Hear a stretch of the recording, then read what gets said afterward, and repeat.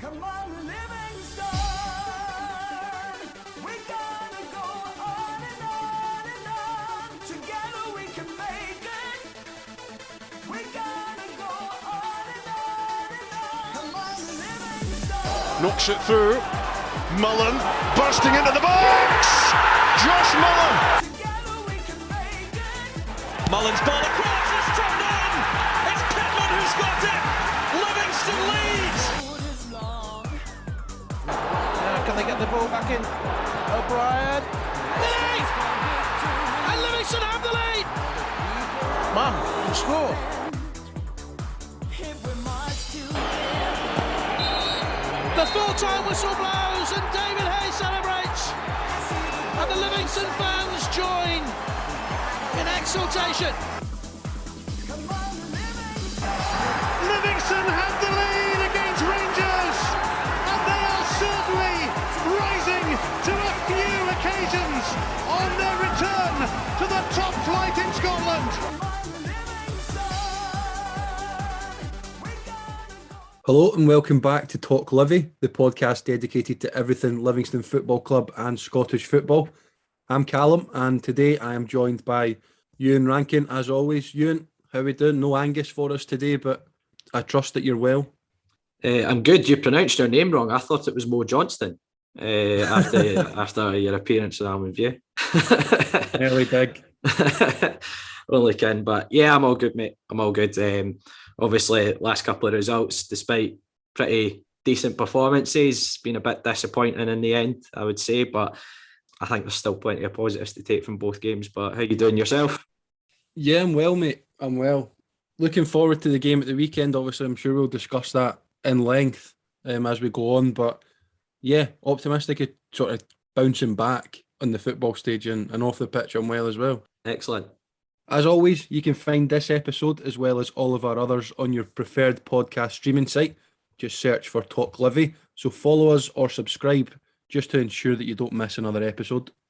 We'll start the episode off by discussing our midweek away trip to the Highlands as Ross County left it late to snatch an equaliser before discussing our Scottish Cup exit to Hearts on penalties. Talk Livi question time returns as we answer questions from our listeners. And finally, we'll look ahead to our next game as St Mirren make the trip to West Lothian.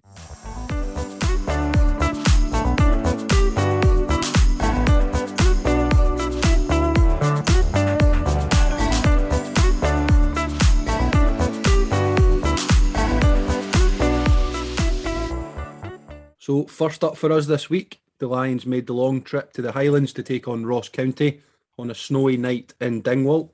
Despite an Alan Forrest goal, Ross County snatched a stoppage time equaliser to see the game finish 1-1. Euan, tough to take late on, wasn't it? Felt a lot like a defeat. Yeah, what made it worse was the fact that the journey back down was treacherous. Yeah. Would be the best way to describe it on the way back down the road, and took us over 4 hours. So yeah, that wasn't the most pleasant way to be going back down the road after they got that equaliser. But I mean, the conditions were horrendous. So fair play to the players for putting on some form of spectacle. But I've only just about thawed out from that game, to be totally honest with you, Cam. But I think we started the game off pretty brightly. Alan Forrest had an effort which was saved. I think Ross County had a bit of a penalty claim for a handball by Penners, but I don't think there was an awful lot in it for myself. Oh. And then I think Ross County's only real opportunity of the half, I mean, to describe it as an opportunity, was Nicky's wayward back pass, which just went past the post in the end. And I know Newboy had a header that went wide as well, but first half was fairly even. I think we did a really good job in general over the 90 minutes of stopping their two wingers and Hungbo and Charles Cook. I think Penners and Nicky were excellent at getting really tight to them any time that they got on the ball, not allowing them to kind of get up a head of steam and run at them. And I think they did an excellent job throughout the game. But second half, I think we were excellent. It was almost a textbook away performance. Obviously, Alan Forrest got the early goal, and it's something we bemoaned at the start of the season, was not starting the second half quickly. And I think since the winter break, we've scored quite a few early goals in games, especially in the second half. So that was good. It was well won by Pitts in the middle of the park, and Forrest, he's went and bent it into the corner on his left foot. And, Forrest then had an effort which cleared off the line, probably should score. Nicky's had an effort over the bar. Anderson's got played through after a brilliant run by Nicky as well, where Laidlaw's managed to get down and make a save. And then probably comes the one that everyone will remember as the Obalai penalty. A couple of minutes to go to bury the 3 points, essentially. And I was normally so reliable from the spot. I think, my own personal opinion, I would never go high with a penalty. I just think you run the risk all the time. I always think you go low with a penalty and at least make the keeper work. But at the end of the day, I was thinking this just before we started. I'm not going to get on at Io too much because over the last 3 months, he scored some really important goals for us. You know, take equaliser at Easter Road, goal against Aberdeen, winner up at Dundee United, equaliser against Ross County, winner against Ross County in the Cup. He scored a number of important goals over the last few months. So I don't want to pin the blame on Io, but it's obviously a chance that fans will remember. I think we had chances before that to put the game to bed, but then the equaliser is, it's so poor. I think there was a warning. I think Spittle put in a warning. He hung up a ball about 30 seconds before that second cross. Exactly the same, just hung it up in the wind, looking to cause a bit of havoc. And he's done the exact same again. And Max, when a ball's in, I know the conditions, it was very windy, the snow and everything like that, but for me, that's a goalkeeper's cross and he's got to come and clean everyone out and come and take that ball. Or stay on his line, and I think he saves the header, to be totally honest. But it was an absolute sickener. But again, I kind of thought this on the way back down the road before listening to what Davey had said to yourself, Callum. You know, we have snatched a win up at Ross County this season when we probably didn't deserve 3 points from that game. And then we've snatched the equaliser against them at our place as well late on. So I think they'll see it as a bit of redemption for those games in particular. But look, the performance was there. On another night, I think we win that game comfortably 2 or 3-0. But it's a very disappointing way to lose out on 3 points. Yeah, I think you've covered most of my opinions there, to be fair. As you just mentioned, sort of picking up on what you said most recently there, I've got a mate from sort of up near Dingwall, and he's texted me after the game saying, look, we absolutely didn't deserve that, but we were kind of due one. You know, you look at, as you say, Io's late equaliser, and then obviously Tom Parks scored the late winner. We probably didn't deserve to take all 3 points that day. I think we deserved the late equaliser in the league game at home, but I don't think we probably deserved the winner back in October. So yeah, maybe they felt they were due one, but yeah, as you say, it's frustrating because we did have the chances. You know, it's not just Io's penalty. We had the chance. Bruce, I think, probably should do better. Although for me, it is a good save from Laidlaw. Spreads himself well. It's just really frustrating. That's a few times now it's happened where, you know, we've created chances. You're probably going back more to the start of the season. In fairness, we've been a lot better at it. You know, when we've got the foothold in the game, it's usually, you know, when the game's poised at 1-1 or 0-0 or something, and we have these chances. So you could argue it's improved from the sense that we're already 1-0 up. We're looking to kill the game at 2-0 rather than being at a draw and we can't find a winner and then we lose. So, I mean, it's an improvement from that, but it feels so much like a defeat. It's a bit weird because obviously we stayed up in Dingwall, sort of the media team. We stayed up in Dingwall after the game. Luckily didn't, you know, have the roads back to contend with. So, I mean, that seemed unfortunate for everyone at the time. But even like when we stayed, the mood for a good half an hour after the game was like we'd been absolutely battered 5-0. Like it was, you wouldn't believe, because I think everyone, when we were going up, even yourselves included, everyone was sort of messaging each other, or, you know, Livingston fans saying in the forums and things like that, point wouldn't be a bad result here. I think we'd all have taken a point. It's just really tough to take. You know, it's a good leap from the lad, but yeah, it should be bread and butter for Max. But, you know, conditions and everything weren't great in the game, but yeah, it does feel like a robbery considering the chances we had at 1-0. But obviously, on a more positive note, I wanted to kind of touch on Alan Forrest a wee bit more, because, I mean, obviously, Angus isn't here, so he can't rave about him. But I just want to touch on Forrest, obviously. I think for me, you're going back to sort of the lower leagues. the sort of first time, the second time around, like Bobby Barr and Ian Russell, for looking at players that get you off your seat as much. That's just off the top of my head. I don't think, I was speaking about this to someone the other day, I don't think there's someone that's got me as excited in terms of a forward player that's running at the heart of a defence, like is so direct, than Forrest. Obviously, it was before the weekend there, it was 3 goals and 4. I've seen a few people saying like he's maybe turned this form on to try and get a move and things like that, which I find, I totally disagree with it, if I'm being honest. I'd like to think I'm not naive in that sense. And again, if you're going to turn form on, why would you not do it November, December, so you get your move in January? So I don't get that argument at all. But yeah, if he keeps this form up, he will have his pick in the summer if he does decide to move on. But no, it's been a privilege to watch him the last few weeks.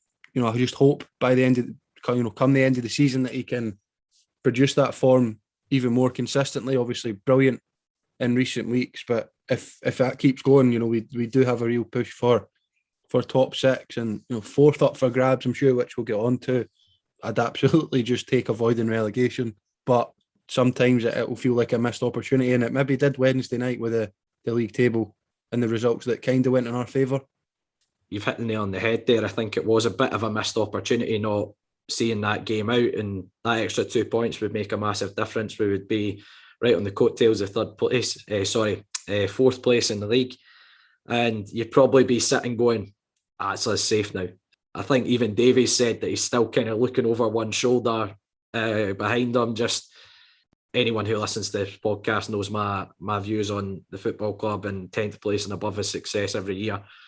And I'm always one that's, until it's mathematically done behind us, then I'll start looking ahead in the table, really. But no, to touch on Alan Forrest, he's been utterly sensational the last month or so, in particular since the transfer rumours to St Johnstone came about. And me and Angus touched on this on the podcast, Bruni, that look, if he is going to produce some form between now and the end of the season, which helps push us up the table, if it is just to try and get himself in the shop window and get the best deal possible, I couldn't care, because the fact is he's doing it for the next 4 or 5 months in a Livingston jersey. So if that is Alan's incentive just now, so be it. But he's producing that form for Livingston just now, so we are the ones benefiting from it in the short term. So for me, that doesn't bother me in the slightest. And I never had any doubts that Alan would down tools. He doesn't strike me as that type of character at all. No, he's not. And Davey said much the same with him. But let's hope he keeps producing moments of magic like that, like the Aberdeen game, like the Hibs game, between now and the end of the season. And I'm sure, we can look at pushing for a top 6 place. But it seems a bit of a tale of penalties this week's episode. We had Iowa's penalty, and then we're going to move on to the game at Tynecastle next up, which disappointing way to go out the cup. But again, plenty of positives to take from the performance, Bray. Yeah, I keep saying it, and I hate that I keep saying it, but it is difficult to take. I was writing that in my questions after after Wednesday night, that it was tough to take. Again, writing it after, saying it to the likes of Jason Holt, David Martindale after the game against Hearts, because it was so tough to take. I thought we were brilliant against Hearts. Maybe not as good going forward against Ross County, but it's Hearts at Tynecastle. Like, they're third for a reason. Okay, they've had a little blip in form where they've been hammered off Rangers and they lost at home to Dundee, which for me was actually a really shock of a result. I did not see that coming, but look, they were looking to bounce back. It's not as if they played a totally weakened team.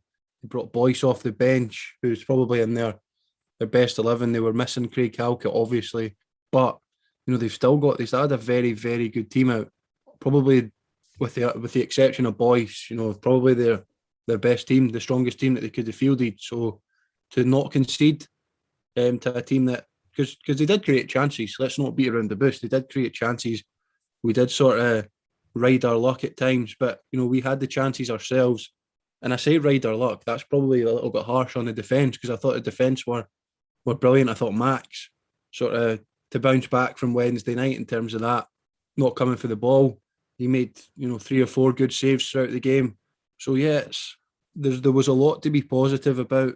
again, especially I touch on the performance on Wednesday night. You know, you look at, I'm sure Davey said it in his post-match, but something that's maybe not considered. Obviously, you mentioned yourself, Euan, getting in the door at 2 o'clock. I think the boys were a little bit further behind, maybe got in at 3 o'clock, and that's to the stadium. And you know, a lot of them are Glasgow or whatever, Edinburgh. So they've got another half an hour on top of that, getting in 4 or 5, and you know, they were in training the next day, I'm sure. So to bounce back, and okay, we've technically not bounced back, if you know what I mean, in terms of going out the cup, but I thought it was a very, very admirable effort. You look at, I was just exhausted watching Jason Holt and Omi Ongar run about, but I'm exhausted when I walk up the stairs. So that's to be fair, mate, are you not like one step up the stairs? Like... Aye. I've got it down to 1.5. So, but no, it's, as I mentioned, we had chances ourselves. Bruce with a good chance early on. Pitts also hits the post, which is just, it kind of summed up the day for me, because it's so agonisingly close. Like, the deflection can go anywhere, and it hits the inside of the post and falls right back to the goalkeeper. Like, the ball off the post could go anywhere, and it felt like every time Hearts were in the box up the opposite end and we tried to make a clearance, our defenders would accidentally play in there forwards and things like that, and you know, we just sometimes couldn't get the ball out.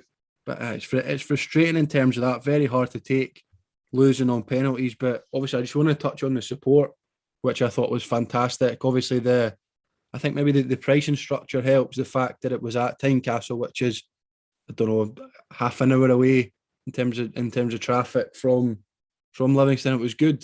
It was very, very good to see. It was obviously on commentary and stuff, so I had the headset on, but 400 or 500 that were there outsung the 10 and a bit thousand of Hearts. So, you know, it was great, and it would be really, really nice to see those sort of numbers and that sort of vocal support that we've seen at, you know, St Mirren, Dundee United, Dingwall even, you know, perhaps maybe not in the numbers that were at Tynecastle, but you know, it was great. And I was trying to recall, obviously my dad was in the crowd, we were trying to recall sort of a support that's been that good, and we're probably going back to the playoffs in terms of away supports, the atmosphere created.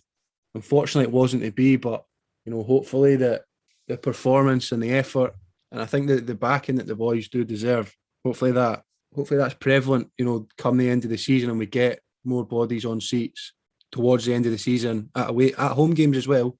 Obviously, it'll be packed against St Mirren with the youth tickets and things, but it'd be good to get some even more decent away turnouts. Yeah, I think it was a very good battling performance from ourselves. You mentioned obviously the few chances that we had. I think most notably noticed there was a bit of a change in shape. We went to a 3 at the back to start the game, and I think, I'll be honest, I think Hearts were exploiting us a little bit more often. I think a bit of our defending first half was a bit last ditch. You know, you had tackles from the likes of Penners, very good tackle inside the 18-yard box. Holtby's made one. I think Nicky Devlin's made one as well. So it was, I think they were especially exploiting our right-hand side, quickly switching the ball out to the boy Cochrane, and he was causing us a few problems out in that wide area. So, you know, Davies made the change at half-time to go back to our kind of usual 4-3-3, put Nubley out on the left-hand side. And by the way, I think Nubley's a totally different player when he plays out in that area. I think, obviously, you were up in Dingwall. When he moved out to the left-hand side, he had an instant impact in the game. First thing he did was square the boy up and beat him, nutmeg him, and get to the byline. And I think we looked a bigger threat going forward, actually, in the second half, especially on the break with Nubley as well. But yeah, we had the Anderson chance early on. Hearts have had a couple of, I wouldn't say clear-cut chances. It's more half chances, you know, tight angles and things like that. The boy Sims has forced Max into a couple of saves during the game. But the one with Pitts, it just, why can't that ball spin into the back of the net? You know, it's just agonisingly close. But as you say, Max has then made a couple of decent saves again, one from Sims and then one from John Suter as well. Got into extra time. I think you could see the amount that we'd put into the game. I think we were starting to hang on a little bit at times. There was a couple of handball claims. I haven't seen them again on Sports Team. Maybe a bit lucky to get away with those. The one with Shinnie, one with Penrice as well. I think we have maybe got away with at least one of them. On another day, could have easily been given as a penalty. But I think Max has made another good save from Peter Haring. Kind of just a reaction stop with a header. And I do think we had another good chance in the second half extra time where Pitts is coming on a header at the back post. I think if he manages to put it back across goal, it's potentially causing some problems. But as we said, it's a bit of a tale of penalties, and went into the shootout and we were 3 for 3 for the first ones. Christian's obviously hit the outside of the post. And then, unfortunately, Io's missed another penalty. We do have a question later on in question time with regards to the penalty takers, which we will touch on later. But I think, bear in mind, Hearts will finish third in the league this season. Tynecastle is notoriously difficult to go to for the best of teams.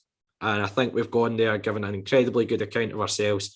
I think I said this to Angus in the build-up and the preview we done for it. I just want a much better performance than the last game at Tynecastle, because I don't think we showed up that day, and I think we were rolled over really far too easily. Yeah. And I just wanted us to be competitive and be very dogged and have a good display, and I think we got that. Unfortunately, it's another 5th round exit. We don't seem to have much luck getting beyond the 5th round in our history. I think we've only managed it, I heard a stat, I think we've only managed it 3 times. Again, any statistician wants to correct me, go ahead.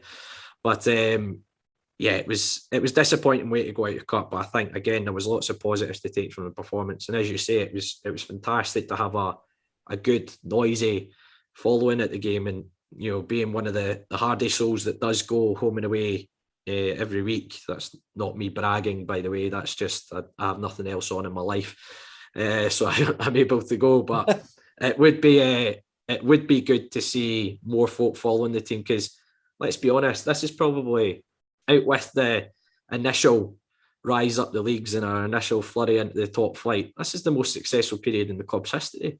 And I think the team do deserve a bit more backing from the community and from everyone kind of where they travel away from home. But obviously the pricing does make a big difference. It was half the price than what a ticket normally costs at Tynecastle. So, but it would be good to see a lot more of those people that were there at Tynecastle there regularly backing the team as well. And that's, again, I'll be very clear, that's not to dig at people. I understand folk have lives, unlike myself.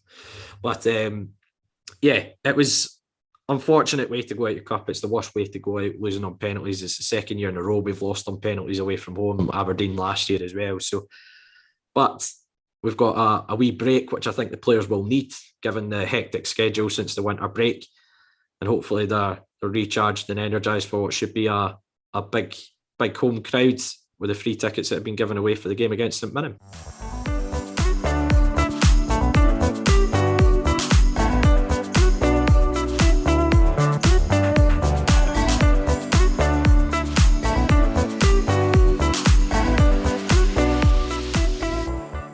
It's the return of Talk Livi question time as we answer questions from our listeners. Now we have quite a few questions sent in for this. It's been a wee while since we've done it, so we'll get right to it. We've got a few player-related questions. First of all, Douglas Horn sent us in, should defenders take penalties? And should Ayo Obilai be taken off them? Calum, thoughts?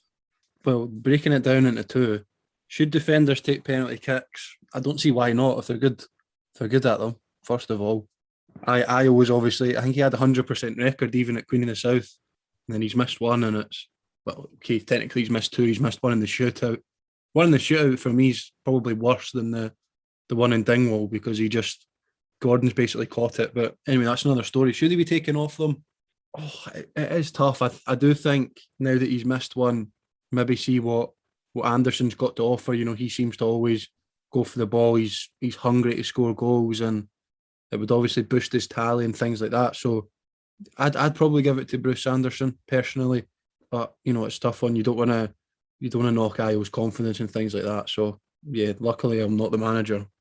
Again, I'll split that into 2. Should defenders take penalty kicks? I've got no issue with it. If you look back at Ramos, if you look back at Livi penalty takers over the years, Craig Halkett was our penalty taker, centre back. Dave Mackay, our penalty taker for a number of seasons, pretty reliable as well. So I don't see the issue with a centre half taking penalties or a defender taking them. should Isle be taken off them? The way I would look at it is, would Isle back himself to score the next one? I reckon he would. So I reckon the big man would fancy his chances anyway. I think because he's had a few penalties recently, I think folk are starting to maybe recognise his style a little bit more and are holding off, not making that early movement, which is what I was waiting for. He's waiting for them to move one way so he can just go the opposite and make them look like a right idiot. But unfortunately, it's not worked in the last couple for him. But Tell you what, if Sean Kelly gets game time anytime recently, geez, by the way, that was. Well, an absolute. By the way, did he not score one in the shootout against St Mirren earlier in the season as well? He did. Because folk were, the guys I obviously go to the games with were, why is he bringing Kelly on? He's bringing him on for penalties because he scored one earlier in the season. They're like, what? I was like, I trust him. I trust Big Sean. That's why Liam's so good at saving them, because Sean used to put them in the bottom pokey every single day in the back garden. But yeah, Sean Kelly, if he does get the minutes he deserves for taking a penalty every now and then. But next one, David Wood sent us in. Has Max won us more points with some outstanding displays than lost us with some mistakes? Obviously, off the back of the Ross County game. Calum, you're the resident amateur goalkeeper on this podcast, so I'll ask your opinion on it first. But I've got a pre-rehearsed answer in my head for this. Amateur in capital letters there, I think. Oh, it's tough. I would say yes. I would say he has won more points than he's lost us. Obviously, I think you've done a wee bit more research than me on this, Euan. But just off the top of my head, I'm looking at very good displays against Celtic, a couple of clean sheets. Dundee earlier in the season. There's been a fair few. You could argue up in Dingwall. He saved that penalty that ended up getting us 3 points on the day. So again, this is just off the top of my head. So I would probably say so. He's obviously made the mistakes. Aberdeen probably stands out the most the last game against St Mirren, which we'll get on to. Maybe Motherwell earlier in the season as well. So there has been a few, but I think he's probably won more points than he's lost, yes. I'm going to steal my dad's analogy of it. So my dad's a keen golfer, and he used the analogy that Max is probably level par. So he's had a few bogeys on his card this season. As you touched on there, Aberdeen in particular is one that strikes me straight away. St Mirren, I think he was maybe at fault for one of the goals against Motherwell, albeit we got the result against Hibs, but I don't think he's covered himself in glory in the game at Easter Road and then the game up in Dingwall. But then he has also had those very good displays. He's rescued points at Celtic Park, for example. The home game against Celtic, he's made a couple of fantastic stops. Again, off the top of my head, he made a very good save against Dundee United at home when we were down to 10 men. Header down to his right-hand side. So I do think, I would say he's level par for the season. I think there's some games that have got away from us as a result of some mistakes. But I think Max has, on a few occasions this season, also rescued us points. So I would describe it as being level par for Max this season. Next question is from Andrew Semple. Remember that guy? Who has been our player of the season? Who? I only know him as Tubbs. By the way, you can send your that's harsh on him. I would say it to his face. It's fine. I would say Jason Holt. I think if I'm being consistent with what I did last season, so when we had our down spells last season where we weren't quite in form, I always looked at the players that still shone for me in those periods. And that's why I was, Nicky Devlin really shone and Craig Sibbald last year. I think Jason Holt's been that this season. I think he's been by far and away our most consistent performer. I think he's been a solid 7 or 8 out of 10 just about every week, Holty. And I think he maybe goes under the radar at times because I think he does the dark arts of being a central midfielder, the dirty work, breaking up the play, knocking it onto somebody else to go and spring attacks and things like that. But I think Jason Holt has been exceptional this season, and I think we're incredibly lucky that he's going to be at the club for at least another season after this as well. Yeah, I'd go Holt as well, mate. It's difficult because you could shout out so many players, because obviously at Livingston it's a lot about the team spirit and things like that, and Holt couldn't do his work if it wasn't for Omionga and all of this. But in terms of consistency, Holt's, I think, played the second most amount of minutes, if I'm right, just behind Fitzwater, who would be my second pick. I think Fitzy's stepped up immensely this year in the absence of John Guthrie.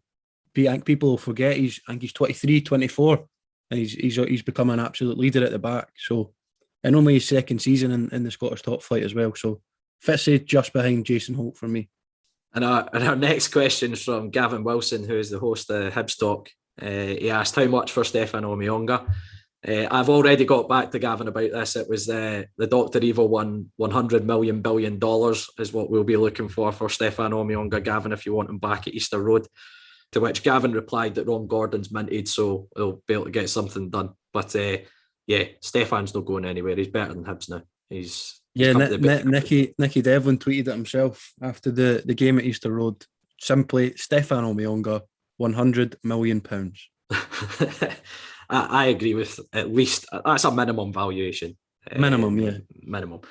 But our next question now, Bruni, I'm going to throw this one to you because I kind of gave my views on Caleb Chukwuemeka last week. How does Caleb redeem himself with the management and support? Is his talent enough for the Premiership? Me and Angus have given our thoughts last week on the Caleb situation. So I listened last week and I thought he's nailed it, to be fair. In terms of how he redeems himself, it's just about, his performances, isn't it? Obviously, he'll need to work hard in training to get himself back in the manager's plans. We obviously saw he wasn't in the squad in Dingwall. He was back on the bench for the game at Hearts, but obviously that was an increased bench. So, that begs the question, is he in the 20? Is he in the manager's 20 for Saturday? He'll need to put in the performances in training. It's hard to judge him ability-wise as of yet.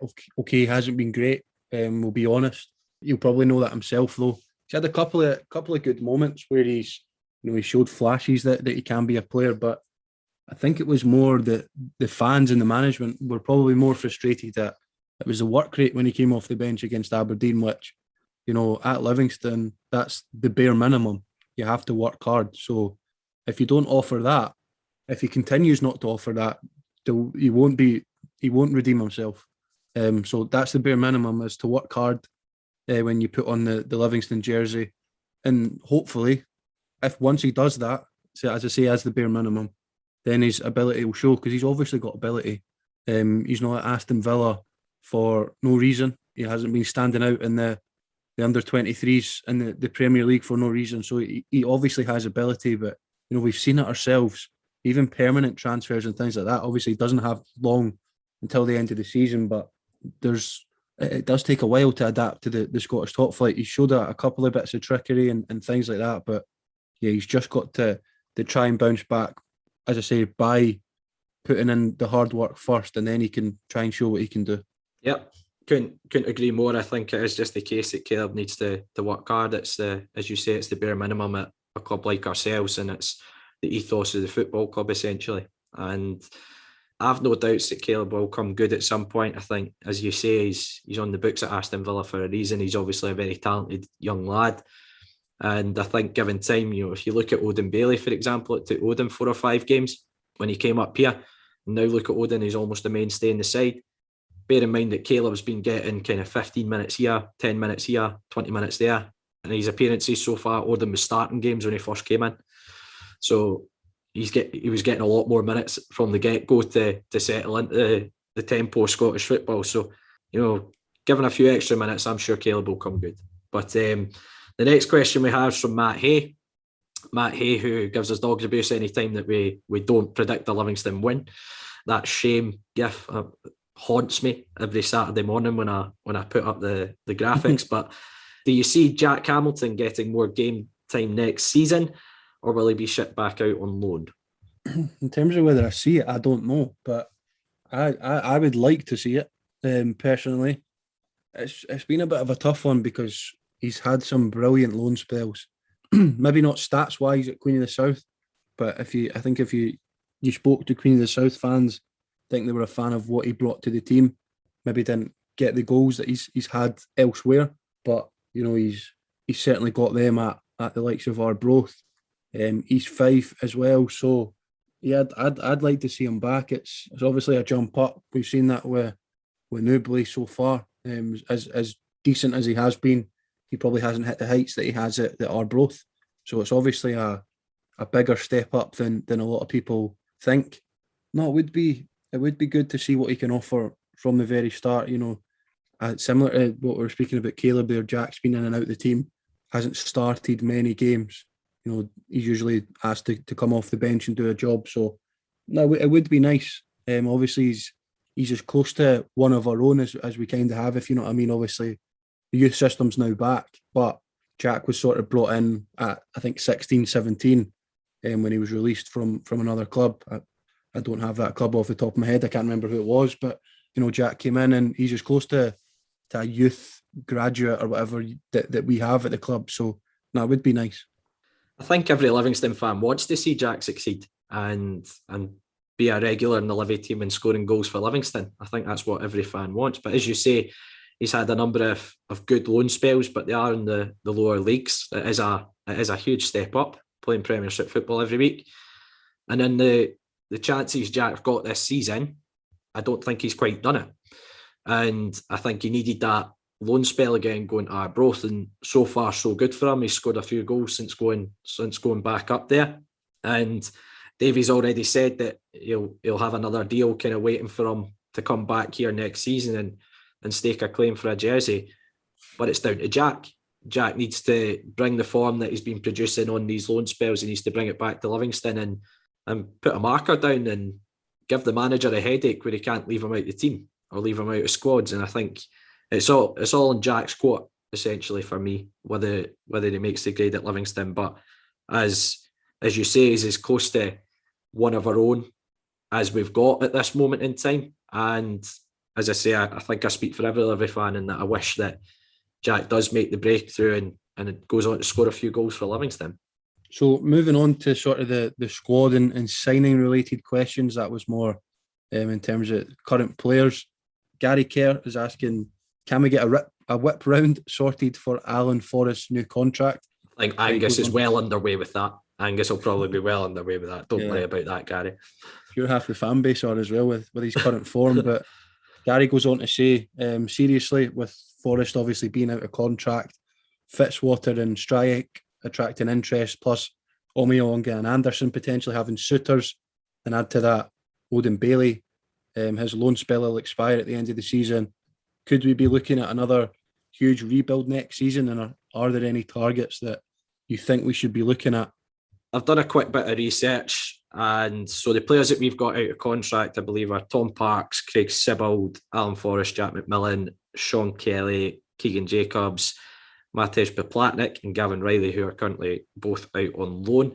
So I believe they're all out of contract, and then loans that are ending, Odin, Sebastian Soto, Adam Lewis and Caleb all ending as well. So I've went and looked at a few players. So we're potentially going to lose players, but there's also a few of those players that I think you would class as being squad players based on this season. And that's no disrespect to any of them at all. They've all played their part at some point for the club and have produced moments for the team. So that's not a dig at any of the players at all. But I was looking at players maybe in a forward area and kind of looking at our market tends to be round about the League Two sort of level. So there was a few players that I'd picked out. Young lad called Paul Glatzel, who's at Liverpool, 20-year-old forward. He's currently on loan at Tranmere. Knowing that Davies obviously brought in a few players from Liverpool already, like Adam Lewis and Morgan Boys, obviously has a few contacts there. So he's been capped. I think he's represented both Germany and England at age group level. So the boy's obviously got a bit of ability about him. And I think he's played 20-odd games at Tranmere this season, scored a few goals there as well. So maybe want to look out for. One that we were linked with in January was Jamie Walker, who's currently on loan at Bradford from Hearts. He's out of contract at Hearts at the end of the season. Again, that's, whether that's feasible in terms of wages, things like that, whether he would like to remain down south. Again, it's just purely a suggestion. Another one I saw, Davis Keeler-Dunn, who's at Oldham just now. He's out of contract. Again, he's goal scorer from the middle of the park. Scored something like 20-odd goals in 70 games whilst at Oldham. And to be fair, he's in a struggling team. I think they're sitting second bottom of League Two just now. Another couple that'll be more familiar to Livy fans. And, well, Davis Keeler-Dunn's actually played up in Scotland with Ross County and Falkirk as well. So he does have previous up here. But again, another couple, Sam Nicholson, who's at Bristol Rovers, used to play with Hearts. He was obviously involved in an incident many Livy fans will remember, but he's out of contract at the end of the season. Again, forward player, contributes goals, assists, things like that. Another one which will be very familiar to Livy fans is Nicky Cadden. I think he's out of contract at the end of the season with Forest Green Rovers, and he's one of the top goal contributions in League Two down south, which he's had a fantastic career since leaving Livingston. He had a brilliant season at Morton and then going down south. Again, whether these are feasible or not, I don't know. And then I think we maybe need to look at another centre-half as well, and Lewis Mayo was one that sprung to mind, who's on loan at Partick Thistle from Rangers. Again, is out of contract at the end of the season. I think he's 22 years old. Chances are he might not make the breakthrough at Rangers given the resources that they have available, so he's maybe one to look at as well. But again, whether these are feasible or not, I've absolutely no idea. I'm not in charge of the finances of the football club, so I'll leave that to Derek White to have a look at those. But yes, those were just a few that I'd had a look at, whilst, as I say, because I don't have a life, I have spare time to do that. No, you've covered pretty much the targets and things like that. I don't have targets off the top of my head. I've not been looking at that. I mean, it isn't too early, obviously, because I'm sure the management team, sure Davey, in terms of recruitment, will be looking at players for next season. You've probably been doing that a year in advance, knowing Davey sort of he's big on the recruitment side of things and trying to squeeze every single penny from his budget into getting a good squad, and he's done well at that. So obviously I trust him for next season to do that. Just on another signing related question, Bob Cowie asks, Forest apart, who do we need to ensure that we keep as cornerstones of next year's squad? As in, who are the biggest risks to us in terms of losing them in the summer? Obviously, you mentioned the players out of contract there. For me, just to answer it quickly, obviously, he mentioned Forest there. I'd be trying to desperately keep Alan Forrest. Craig Sibbald, I think, still got a lot to give. Although maybe he want to change his scenery. I'm not sure at all. His game time's been few and far between since injury. So again, I don't know about that. Yeah, those are the two off the top of my head. Tom Parks, I think, as well. I think you mentioned that'd be good, and Jack McMillan. Yeah, I think the players you've mentioned, Jack McMillan, I think's a good option to have. He can obviously play a number of positions. And whenever he comes in, he gives you that kind of 7 or 8 out of 10. Very reliable, Jack. I think Sibs has had a very unfortunate season with injuries, and then the arrival of Omiyonga as well, and the form that he's produced since coming into the side has been a difficult season for Sibs, but I do still think he has a lot to offer the club. Alan Forrest is a very obvious one. I think one that's quite interesting is Keegan. Obviously, Keegan is a club legend, and I think Davies said that the ball's in Keegan's court, albeit he's made it clear to him that he maybe might not get the game time. But I think sometimes you need to make almost special dispensation for particular players, and what Keegan's done for the football club is without question incredible. So I think Keegan's another one which the ball would be in his court, but at Keegan's age, does he want to go out and play more regular minutes? And he's obviously made the decision to go out and loan to Falkirk for the remainder of this season, and hopefully successful there as well. But that's another one that would be interesting to see come the end of the season, because it's mad even thinking about Keegan playing for Falkirk. It's it's very strange. I just associate him in a Livingston jersey, so that would be one that would be interesting come the end of the season. But yeah, those are the 4 I would probably pick out of that list that I would be looking to keep a hold of. Fortunately, we're in a good position in that we've managed to tie guys down onto 2-year contracts or 2 years with the option of a third in a lot of cases. So we're in a strong position with our squad in terms of players that are in very good form this season. If they are attracting interest, that the club is in a strong position to get a good fee for them if it did come down to that. The next question we have, Bruni, it's from your dad. I know you've been telling him to stay off Twitter as regularly as possible, but he does creep on it every now and then. So a couple of questions from him. After recovering from a shaky start to the league campaign, what is our new realistic target for 1, final league position, and 2, total number of points? And then since we no longer seem to have a home advantage, having picked up more points on the road than at home this season, should we revert to grass, we'd be fourth top on away results alone. It's a good point, actually, regarding the pitch.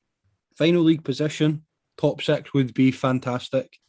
And it is realistic. For me, it's a realistic target. You look at our opponents on Saturday, St Mirren, it's 2 points. 2 points off them winning. We leapfrog them into 6th, obviously depending on other results. I don't want to be that guy, but 4th is a realistic target. Again, it's so tight.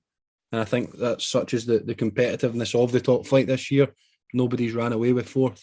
You know, you look at the likes of us, St Mirren, Ross County, all battling with Aberdeen and Hibs and the budgets that they have.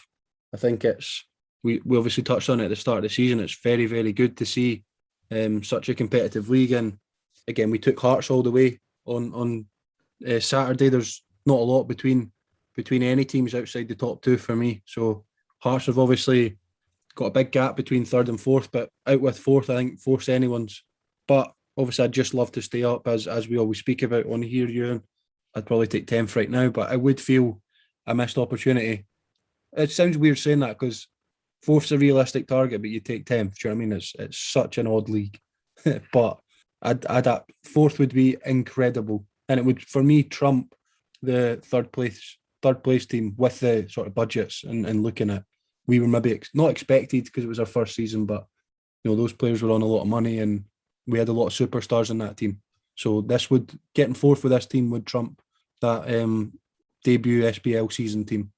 Honestly, I think it's a very difficult question to answer in terms of, because as you say, looking at the league table just now, how tight it is from 4th place down to 10th.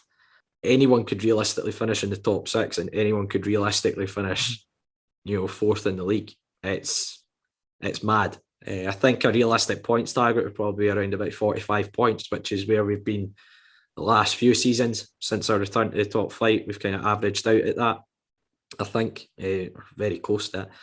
So I think that's a realistic points total once again, which I think statistically gets you into the top 6.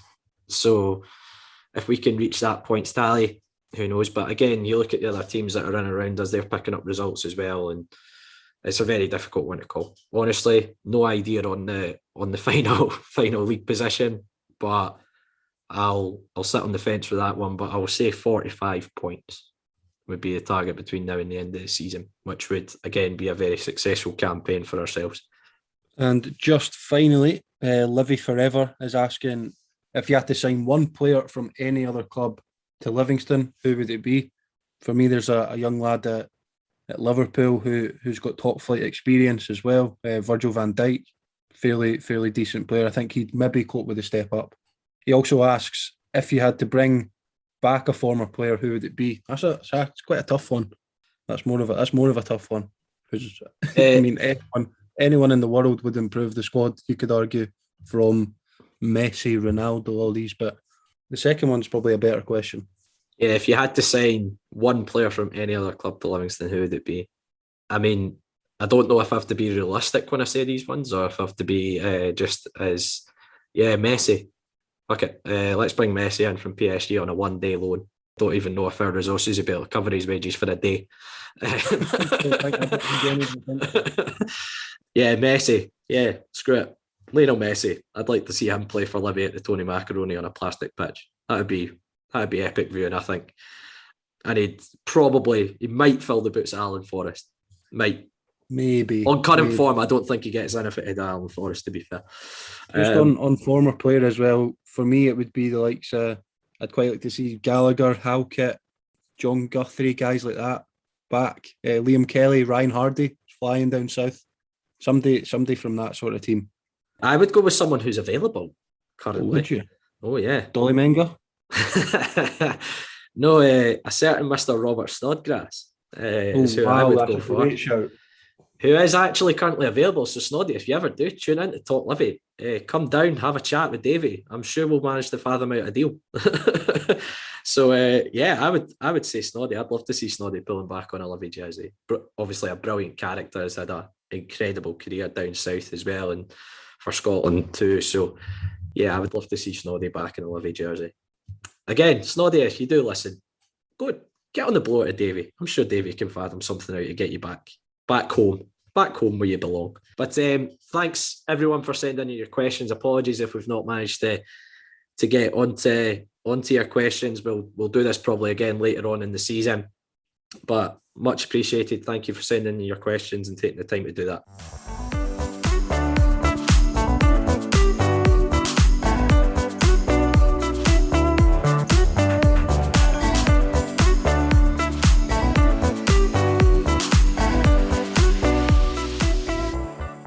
Finally this week, an informed St Mirren make the trip to West Lothian in what should be a big crowd for the game.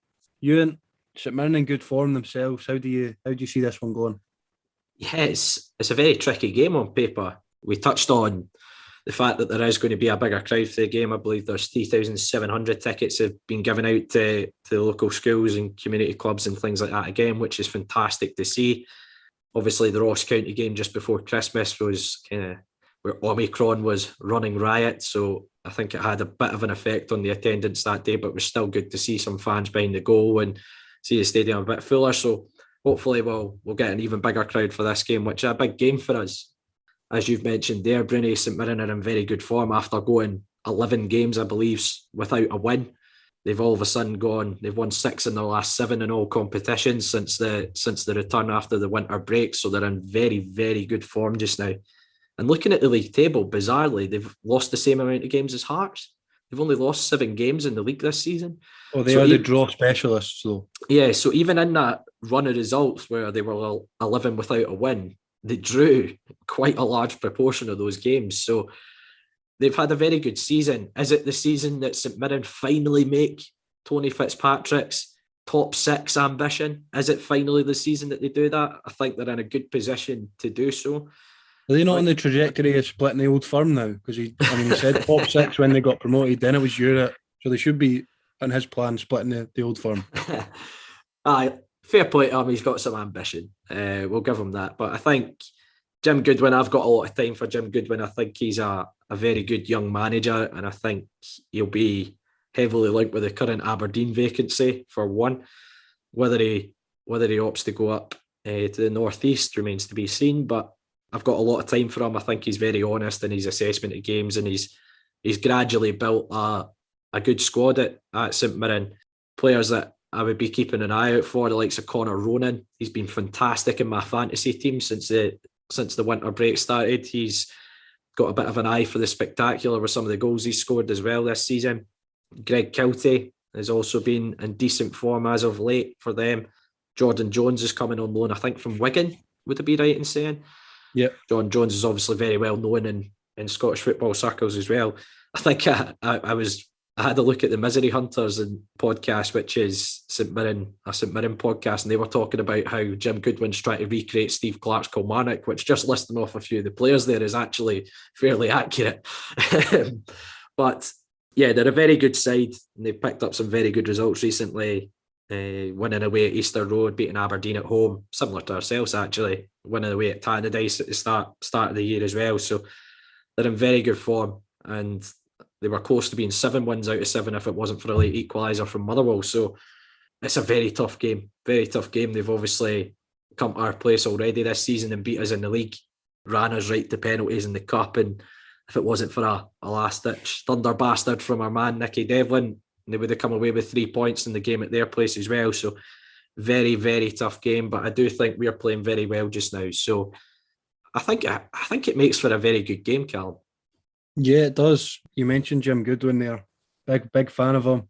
Good young manager and things. If I was in charge of Aberdeen, I'd be in for Goodwin, if I'm being honest. Hopefully before Saturday, but we can't be too greedy.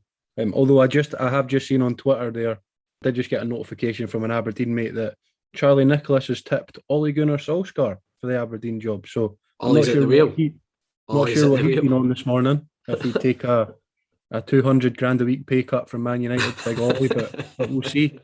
Yeah, as I say, I quite like Jim Goodwin. They're very, very good at what they do. It's obviously taken a while to sort of build that team, but it's paying dividends now. It's quite again. I sort of speak about the competitiveness of the top flight, and it's mental when you say that stat. 11 without a win before the winter break, and then it's now 6 wins from seven unbeaten. So since they beat Dundee United on the 18th of January. So yeah, it's going to be a tough one because they'll obviously have all the momentum. Threats of a banana skin on Saturday for them against Kelty Hearts, but they absolutely rubbish that with a 4-0 trouncing. So it's a good game, certainly, that's on the cards. As I say, 2 points behind them, they're in 6th. So again, it's a big game. It's probably a must not lose if we're trying to keep pressure on rising up the table. Obviously, we're looking not to get dragged into a battle ourselves, but if we get beat and St Mirren go 5 clear, it's sort of even a lot harder to try and close that gap to them and push ourselves up the table if we're trying to target top 6 and things like that. But yeah, we knocked them out the cup last time out in Paisley. We earned a point, but there's been a couple of really, really frustrating defeats to St Mirren, especially at home. I think last season Jake Doyle-Hayes scored in a 1-0 defeat. Again, we had all of the ball that game. They just completely did a job on us, similar to this season as well, when Errol scored a bit of a mistake from Max, which the ball just went through him. It's just frustrating. Like they've just done a job on us at home a lot over the last couple of seasons. So we'll need to take our chances because St Mirren are clinical, especially on the road. They won't get a lot of chances. This is just from past experience. They might come out and absolutely batter us. Who knows? But they do tend to sit back. From previous experience, we'll have majority of the chances, majority of the ball. Hopefully, we just need to take them because they sit in, they soak up pressure, and then they'll punish you because they're a very, very good side. So yeah, we just need to be wary of that. But I don't know if you want to get onto predictions. Yeah, let's go for it. So what are you predicting for the game, Bruni? Oh, do I go head or do I go heart? I think it will be a good result. A point would be a good result, sorry. So I'm going to go 1-1. I would like to be a lot more positive, but St Mirren are a very good team with momentum. So I think avoiding defeat would be a good result. I hope that's not too negative, but yeah, I'll go 1-1. I'm going to go 2-1 Livy. Yes, love that. Their good run has to come to an end at some point.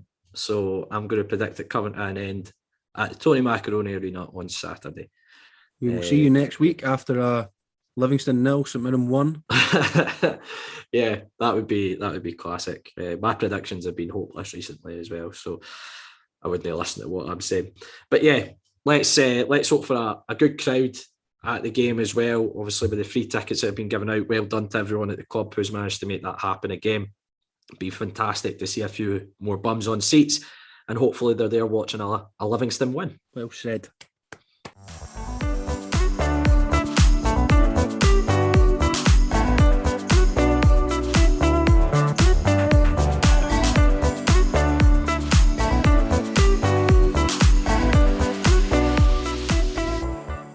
That's it for this week's episode of Talk Livi. Thanks again to every single one of you for tuning in, week week out. If you can, we'd love to hear your feedback. Either leave us a review on iTunes or simply message us on Twitter, Facebook or Instagram. As Euan said, we're on all those social channels, so just simply search Talk Livi to find us over there. You'll find all the links to our weekly episodes on those sites too. You can also find all of our episodes, including this one, on all good podcast streaming sites, the likes of iTunes and Spotify. We're also on YouTube, so don't forget to subscribe to the channel over there as well. If none of those options suit you though, all you have to do is head to the website talklivipodcast.libsyn.com, where you'll find every single episode that we've done over the last few years. That's it for this week. Thanks again to all our listeners for tuning in, and let's hope for another great week following the Lothian's finest football team.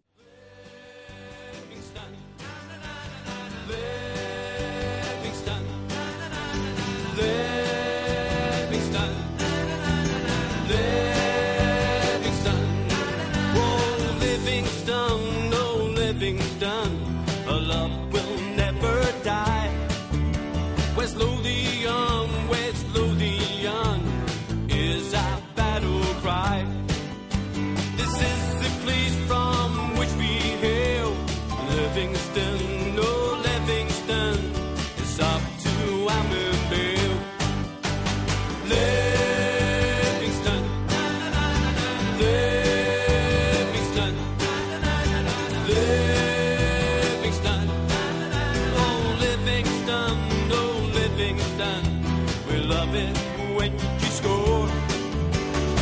Livingston, oh Livingston, the Armenville lions roar. Livingston, oh Livingston, we realize our vision. Livingston, oh Livingston, into the